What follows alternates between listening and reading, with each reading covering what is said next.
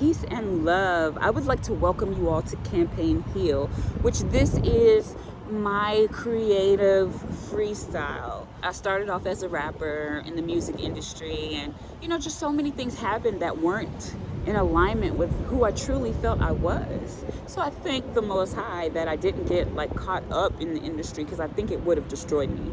I honestly do. And now that I'm able to use my creativity in this unique way, I'm just so grateful. So please check out the music video Heal by Nabet Meshkanet, which is my new artist name, my new name. One of the most important things about just growing, you realize what's really important. And I never realized how important the name that you are called is. The name that you are called puts energy all over your life. It's amazing what people call you every day has power. They're speaking whatever that means over you every day. So, I started doing research into that, and I'm like, let me look into my name. When I got into the healing process, that was step number 2. Step number 2 was, what is your name? What are you called? Because what you're called kind of sets up the frequency of certain things. So when I did become a rapper, my stage name was Gingerbread, and it was given to me by my aunt. And it's all energetic. So if it's a good energy thing, then it has good energy. If it's kind of a negative energy thing, it might be trapped in negative energy. So I never thought that would be a thing. I just took on the name, took on the brand, and I'm like, I'm going to make it something, and I felt like I was doing it, but I didn't ever think that the name could have a frequency that could be holding me back, which is a very interesting thought, right? I ended up going through a 12-week holistic ascension process with Queen Afua, who I randomly met at an event, and I was just drawn to her. I'm so grateful that I did it, because it broke me in spiritually. The things you don't want to do, eating right, I avoided that a lot. I avoided eating right a lot until my body reacted, and I was diagnosed with lupus, and then I was forced. And that's kind of how it is. You can hold things in and you can suck it up and tough it up. But when your body or your spirit can't take anymore, it'll start sending you signals, whether it's an illness or something to slow you down or taking away someone from your life to help you. And it's just so many of us avoid the responsibility of eating right. And I get it. We weren't raised like that. We weren't taught that these things we eat and love every day are bad for us. And it's a process. It is a practice.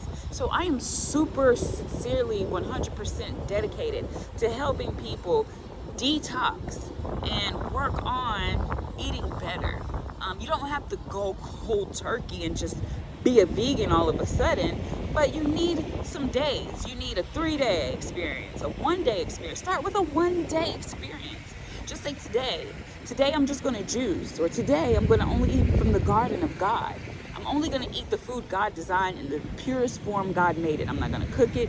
God didn't make stoves. We made stoves, So there's a lot of things, going back to nature for me was going back to God, because we built so much in this world and in this time that it's kind of hard to decipher what man made and what God made.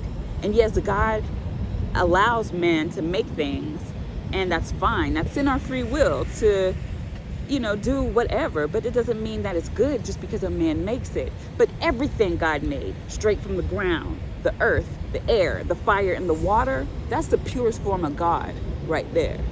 And that's what I understood in my healing process.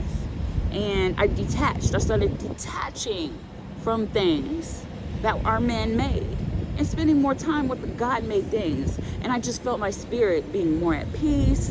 I felt more in tune with divine insight. I felt just able to heal myself and understand what I'm really going through. And then I also understand, who I have around me and why that made me the way that I was. These things are so important. So this music video Heal, was designed to just show a woman like me, where I was before my healing stage, I did not know what was going on. Okay, and we're talking about love here. Love is the most beautiful thing. This is all God asks us to do for one another, is love. I don't have to give you money to love you. I don't have to invest in you to love you. All I have to do is give you good energy and pure love. Really love and appreciate you. That's all God wants us to do. And that energy alone will give us each what we need. But there's so much hate. There's so much just terrible energy. When I realized my friends were just full of gossip, how much gossip was involved, I was just like, oh, I loved them so much. And I don't even want to say this. I don't even want to be the one to, say, hey, let's be better. Let's try to work on not gossiping. We don't have to do that. And then sitting there just listening to like all these things going on in everybody's life. I'm just like, oh my God, I already know I'm in that lineup. I already know anything I share, not only anything I share, but also that person's interpretation of me is going to be spread in a negative light, because that's all I hear from this person or these people. So that's a waste of energy. Not only a waste, it's a drain of energy. You need people who speak life. Only people who speak life. That's it. And if people aren't speaking life, just know that your power and your energy is sort of diluted by that. Your power and your energy is sort of diluted by a ton of gossip and drama and, people who if I'm starting a business or if my friend starts a business and I ask a friend, hey, you see our friend such and such, she's got her business going. How is it? Check it. Oh, child, it's a mess. It ain't nothing. It's just like, wow, that's so sad. I can see how that's a weight, not only on everyone, on the one speaking, on the one trying to take off on her new business, and it's a weight on me for even partaking and listening to it, by engaging in it. So I had to get really serious about it. And I knew this for a long time, that it wasn't healthy. I knew it in my spirit, but I ignored it and just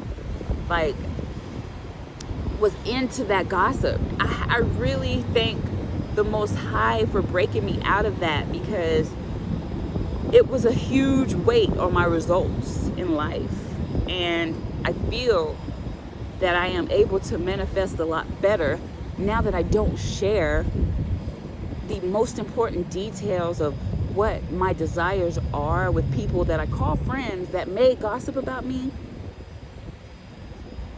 And I know they don't mean to have bad intentions. I know that they mean well, but it's not well enough for where we're at right now.